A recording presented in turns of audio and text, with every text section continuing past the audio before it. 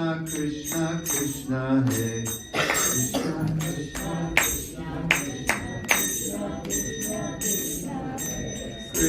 Krishna Krishna, Krishna Krishna, Krishna Krishna, Krishna Krishna, Krishna Hare Krishna, Krishna Krishna,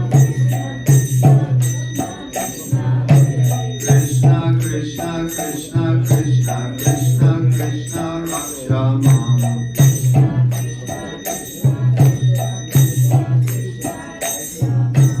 Krishna Krishna, Krishna Krishna, Krishna Krishna, Pahi Mam.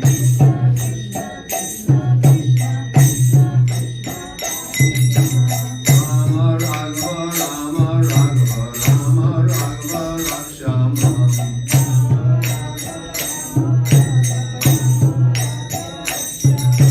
Krishna Keshava, Krishna Keshava, Krishna Keshava, Pahi Mam.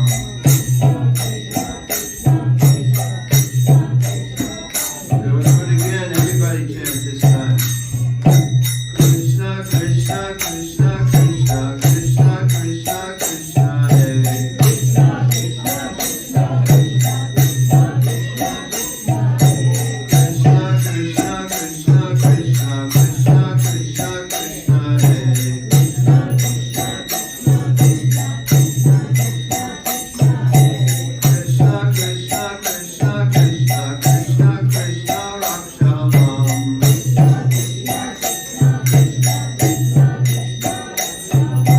Krishna Krishna, Krishna Krishna, Krishna Krishna, Pahi Mam.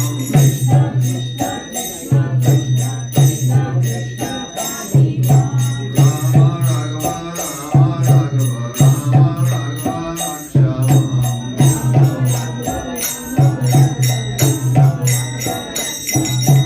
Krishna Keshava, Krishna Keshava, Krishna Keshava, Pahi Mam.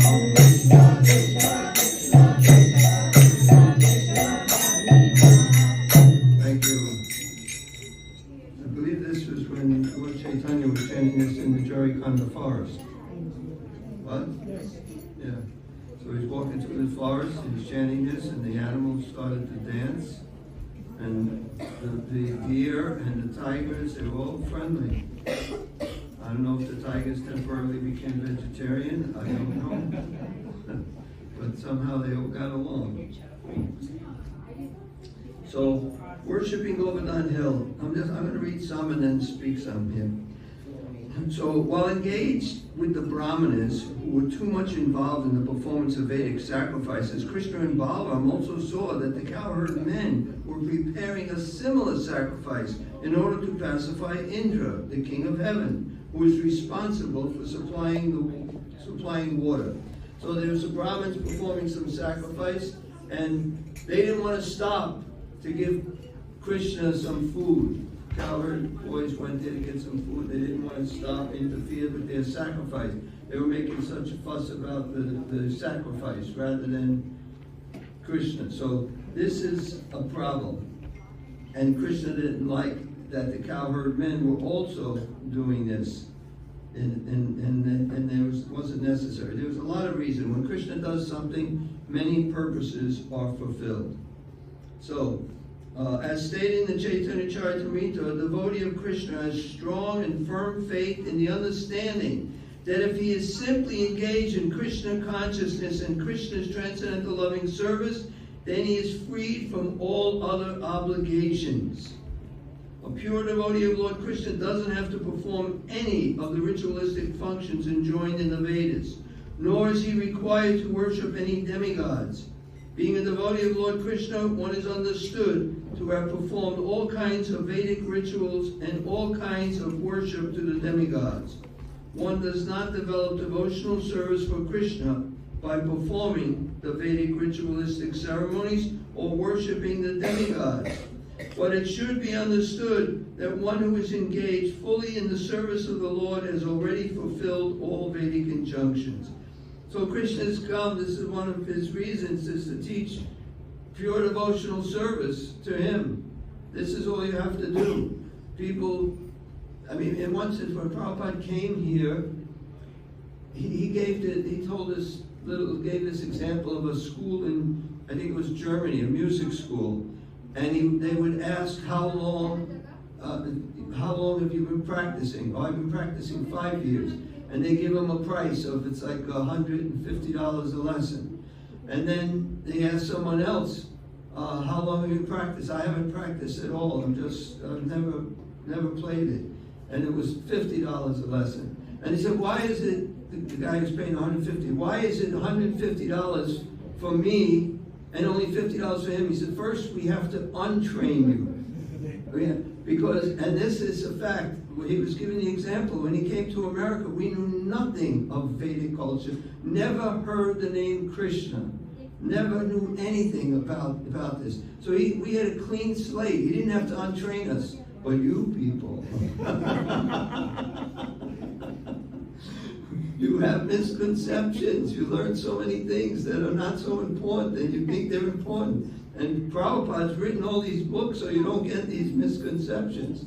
So you have to learn what's really important is serving Krishna. It's the highest, principle. Give up all varieties of religion. It's a variety of religion. All these other things we think were so important. And just surrender unto me, and I'll protect you from all sinful reactions. Do not fear. Krishna guarantees in Bhagavad Gita, he will protect us. Avadama prityaja mamekam sharanam prasha. Aham tvam savapapebhyo mokshayashyami masuchaha. So we have to have faith that all we have to do is surrender to Krishna, and we will be protected. And that's not the highest religious principle, because Lord Chaitanya even rejected that. And Bhakti Siddhanta was asked why Lord Chaitanya would reject that. It's not being so high. He said, because Krishna had to say, I'll give you protection from all sinful reactions. He said, just like a son, he serves the father. It's his duty to serve the father. But if the father has to say, if you do this, I'll do this. I'll do this. That's not such a surrendered son. So similarly, if he has to tell us, we should be willing to just do anything Krishna wants, no matter what happens, whether we get sinful reactions or not. The gopis, who were considered the greatest devotees, they were, well, different devotees were told how Krishna has a headache, and you have to take the dust from your feet to put on Krishna's head to make him better. And now, none of us would take the dust from our feet and put it on Krishna's head, First of all, we know he really doesn't have a headache. but they're covered by Yoga Maya, and they're seeing that he has a headache. But they also know that this is very, it's the great offense, putting the dust from your feet onto Krishna's head. So they asked so many devotees, no one would do it. Then they asked the gopis, and they immediately took the dust from their feet to put on Krishna's head. And they said, but didn't you know that this is a great offense? You can go to hell. You can suffer so much from doing this. And they said, so what if we have to go to hell? Krishna has a headache. We have to get rid of Krishna's headache. They didn't care about themselves. They just cared about Krishna. So Krishna, when he said I'll protect you from all sinful reactions, he really shouldn't have had to say that. But for those who were not so surrendered, he put that in, which most of us may fit in that category, and it's fine. But real pure devotees could care less about what happens to them. So many examples of Prabhupada, where he was caring more about his disciples or more about other people than he did for himself. I'm going to give one example. Some of you may not be able to understand this because it may seem so wrong. But this one person came in to see Srila Prabhupada and asked if he could leave his wife and marry this other woman. And Prabhupada said yes. And then Prabhupada's servant was there. And all day it was bothering Prabhupada's servant, because why would he say yes? I would not say yes, but that's me. But anyway, so Prabhupada's servant asked him, why did you say yes? He said, because he was going to do it anyway. And if I said no, then it's Guru Aparad. Then he would suffer so much more because he's not just doing something that's very simple, he's also not following a direct instruction from his guru. So rather than having his disciples suffer, he'd rather suffer. If there's some reaction, he'll take it for giving him some advice. That's where somebody cares so much about others, way more than themselves, for their spiritual life, because it's very detrimental to their spiritual life. And materially, it's sinful and there's reaction, but it's not so detrimental, compared to offending the guru. So, Krishna came for a reason, and he wants to teach some things, and he wants to teach the residents of Vrindavan and all of us living after this time how we should be behaving and thinking. And it's certainly not following all these basic you can do some religious activities, but if there's some conflict with some service to Krishna or something else, you should just surrender to Krishna and take your chances, and you won't ever regret it.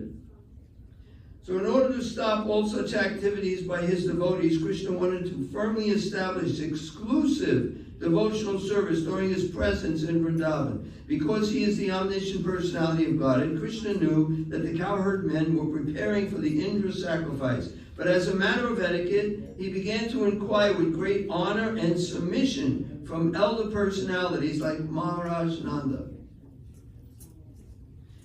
Krishna asked his father, "My dear father, what is this arrangement going on for a great sacrifice? What is the result?" Now just listen. He's making all these arrangements. What is this arrangement? What is the result of such a sacrifice? Just picture some little kid asking this. He might ask, what's the arrangement? What's going on? But then he asks, what is the result of such a sacrifice? And for whom is it meant? How is it performed? A 5-6-year-old kid asking these questions. How old was he when he was 7? 7. Oh, he's a lot older.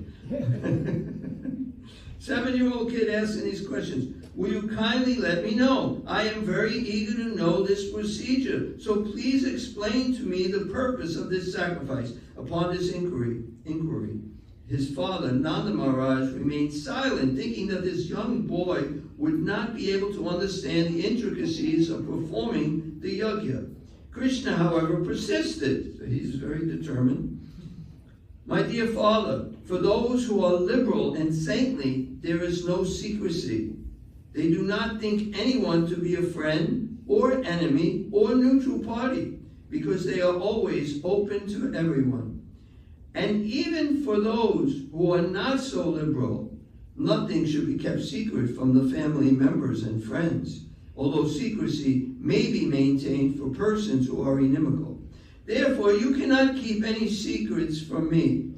All persons are engaged in fruitive activities. Some know what these this is Krishna speaking. All persons are in, I just want to make sure this is the quote still. But anyway, all persons are engaged in fruitive activities. Some know what these activities are, and they know the result. And some execute activities without knowing the purpose or the result. A person who acts with full knowledge gets the full result. One who acts without knowledge does not get such a perfect result. Therefore, please let me know the purpose of the sacrifice you are going to perform. Is it according to Vedic injunction, or is it simply a popular ceremony? Kindly let me know in detail about the sacrifice. So not only is Krishna trying to, I can't really see that clock so well. How much time is it? Because it's 15 minutes more. 15 minutes. Well, 13. What they give me, I got to end. They give me a half-hour class, and then they just told me they just took 2 minutes off of my half-hour class. But besides teaching us, the most important thing for us is that we should just surrender to Krishna and not worry about any of these other things. But he also is teaching Indra, because Indra is his devotee, but he's proud. Krishna doesn't like when his devotees become proud. When his devotees become proud, he puts them in their place. In different ways. But he has his plans on how to put people in and make them humble again. So in this case, it was a pretty big elaborate thing what he did. He winds up getting everyone to stop this puja and our relationship is really not so much with Indra. With Indra, he pours the rain, he pours it in the ocean, he pours it in the seas, he pours it on rocks, he pours it all over the place. It's not even needed. If it's going to rain, it's going to rain anyway. And then he spoke about this Kamamimamsa philosophy, where if you work hard, you get the result. And there is some truth to that. People who work, but it's not because of just their work. Their desire. Man proposes, God disposes. If they desire something, and if you desire something, whatever you desire, you have to show Krishna you desire it by your work, what you do. Like if I want to be a pure devotee, but I'm not really doing too much about it, so my desire isn't that strong. If I really want it, I just completely devote myself 100% to Krishna, and don't do any nonsense and no joking anymore. Anyway, I would probably have to make some changes in my life, but I do want to be a pure devotee. But that's a lot of changes. So I'm going the gradual way of going. But a material example, I want to be rich, and I want to be rich too. I'd like to be a billionaire. I used to want to be a millionaire. Now I realize that's not that much anymore. So I'd like to be a billionaire, but I'm not doing anything. So how do I desire it? If I really desired to be a billionaire, I'd start doing stuff. I'd start trying to figure out where I can get this money, how to invest money. If that's what my desire really was, I'd do something. So your desire has to be in accord with your actions. And that's showing God, Krishna, what you want. And if you have the karma, then you can get it. If you have good karma. So, of course, I'm not talking about spiritual life. That's nothing to do with karma. But for material things, that's how things generally go. So he's telling them that just work hard. It really has nothing to do with Indra. Don't worry about Indra. Our relationship is with Govardhan. Govardhan here gives us so much nice grasses to feed the cows, and then this I don't know all the different things what Govardhan gives. Can you name something else? He says that first. Flowers. Caves to enjoy in. Oh, caves. Caves to enjoy Something. flowers and fruits. Right. And then the grass for the cows. And then water. It's like nectar. The water's like nectar. Okay, so there's a lot of things. You get flowers, they got caves, so he can go in a cave with Radharani. Fruits. I'm not saying anything else. But so he has, it's that their relationship is with Govardhan more than with Indra. How often do you get to see Indra? You know, you do see the rain and you do know it's coming from him. So he wanted to humble Indra, so he spoke against Indra, saying we don't have to do this. Indra is, and anyway, it worked. What he did really worked because it really got Indra angry. And first he had to convince the cowherd men, and that wasn't too hard for him to do because he's Krishna, and they love Krishna, and he can speak in such. He can convince Rikasura, who's got this potency, this benediction.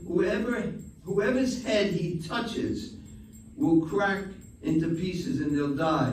And Krishna is able to convince him to touch his own head. So if he starts trying to tell you something, you can't win in the argument, pretty much. Once in a while you win, whereas this one devotee who, when with the deity who bear witness, what deity was Shakshi Gopal? Shakshi Gopal was there, and this rich elderly man, this young Brahmin from a poor family, was helping this rich man, not because he was rich, but because he was old and he's in pilgrimage, so he helped him. And the rich man promised his daughter, and he wanted to promise in front of the deities. Just promise something in front of the deities, you really should make sure you do it, because there'll be a pretty bad reactions if you don't. So He promised he would give his daughter in charity to this poor Brahmin. Then when the old man went home, he told his family freaked out. His wife's going to commit suicide. His son said, you don't do it, just tell him that you don't know for sure what you said. You don't remember, and I'll take care of the rest. So they did this. And then Shakshi Gopal, he bore witness. He talked to the devotee, talked to Shakshi Gopal because he felt bad for this Brahmana. Because of his family, he's committing this sin and he's going to have to suffer. So you should come and bear witness. And Shakshi Gopal was saying that I can't come, I'm just a deity. I can't walk. And he said, if you can talk, then you can walk. And then Krishna was defeated. So normally he can defeat anybody, but in this case he let his devotee defeat him, and he decided to walk. And his big marble deity, I'm pretty sure, walked a long ways, and then they all believed. Then after the deity got there, that's a whole big long story where he couldn't look back, but then he looked back, the deity stopped, and anyway. But they all accepted, and then he got married. I can't say if he was happily married. Doesn't explain anything what happened after that, but they went through with it. But that's an instance of where Krishna was defeated by his devotee. So on hearing this inquiry from Krishna, Maharaj Nanda replied, my dear boy, the ceremonial performance is more or less traditional. Because rainfall is due to the mercy of King Indra and the clouds are his representatives, and because water is so important for our living, we must show some gratitude to the controller of this rainfall, Maharaj Indra. We are arranging, therefore, to pacify King Indra because he has very kindly sent us clouds to pour down a sufficient quantity of rain for successful agricultural activities. Water is very important. Without rainfall, we cannot farm or produce grain, and without grain, we cannot live. Therefore, rain is necessary for successful religious ceremonies, economic development, and ultimately liberation. So we should not give up this traditional ceremonial function. If one gives it up, being influenced by lust, greed, or fear, then it does not look very good for him.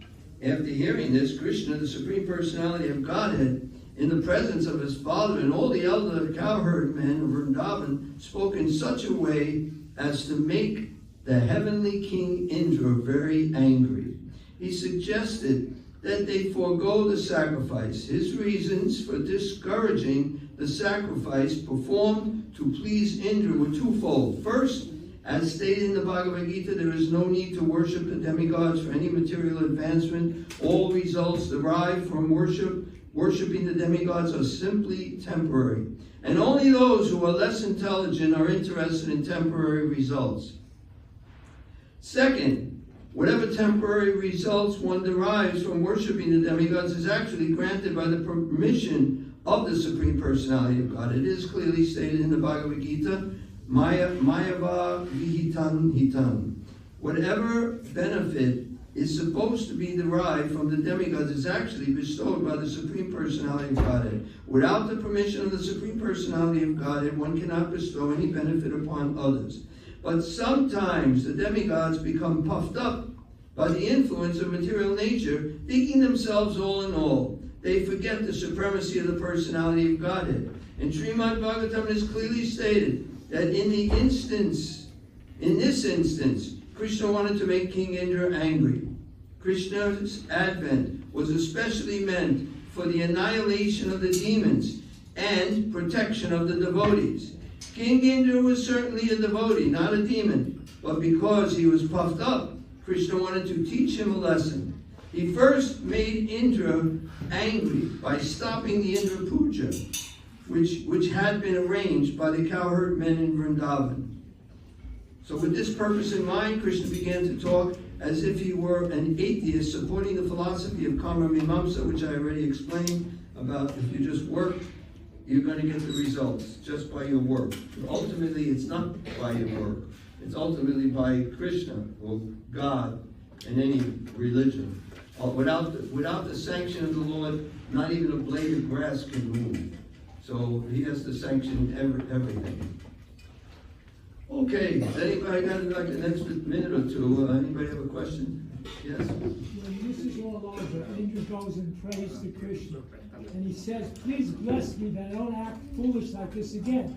And Krishna would hold his blessings, but just a little while later, Krishna and Indra again acted foolish. Now you can repeat that. Okay. It's on?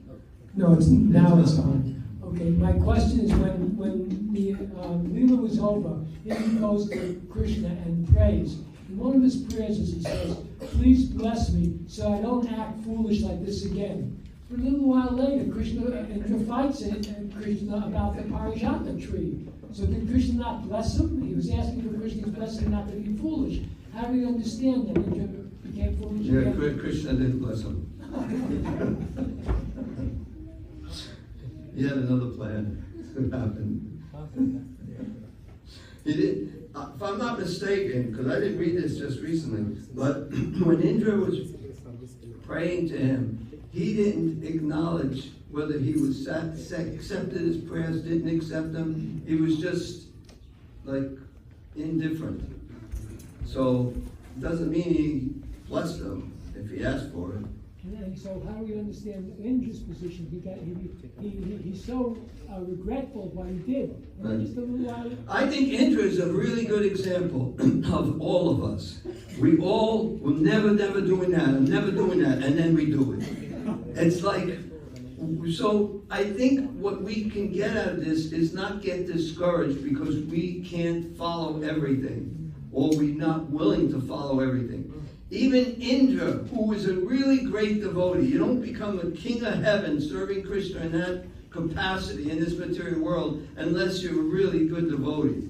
So he gets that position, and still, even he has this problem. So, and not only with ourselves, with others. We see somebody else doing nonsense, or they're supposed to be a good devotee, and then they're doing some nonsense, and then we criticize them. We shouldn't criticize them. Krishna didn't criticize him. He just humbly put him in his place. He made him realize. And you should have faith that Krishna will put all of us in our place eventually, when we get puffed up enough. Krishna doesn't like devotees being puffed up. And most of our problems I don't think is because we're puffed up. I think it's because we're just so conditioned, and our desire for Krishna is not as strong as we'd like it to be. And therefore we fall down. But we're not so proud and just arguing and like Indra was. Being proud is really bad. If you're humble, there's so many things about this that I think he's blocking the clock. Okay, I think I gotta end because. But anyway, I think Indra is a good example for all of us to learn that how a devotee can sometimes act not like a devotee. And we should understand that because they're acting like not like a devotee doesn't mean they're not a devotee.